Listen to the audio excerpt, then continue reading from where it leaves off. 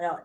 il y a des choses qu'on sait, il y a des choses qu'on ne connaît pas encore, très bien. Au niveau du risque de fracture, on sait que l'insuline est un facteur important justement et que la carence en insuline peut intervenir à ce niveau-là. On ne connaît pas encore tout, mais on connaît de mieux en mieux. Au niveau des syndromes canalaires, il y a un phénomène qui est lié, à l'accumulation de produits avancés de glycation au niveau de la gaine, des tendons et des nerfs, qui va faire que cette gaine va s'épaissir, va gonfler et en fait, les canaux auront les muscles les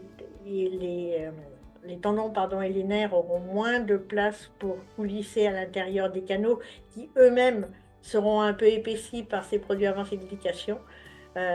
C'est ce qu'on appelle souvent le double crush syndrome, c'est-à-dire le fait que les canaux sont,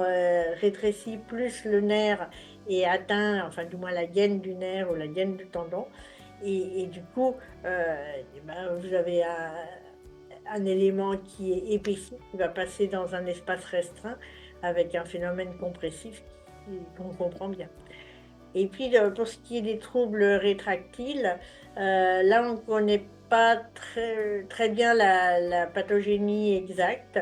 On sait que, par exemple, la maladie de Dupuytren, elle est associée à des groupes tissulaires, DR3, DR4 qui sont les mêmes que ceux qu'on retrouve dans le diabète de type 1.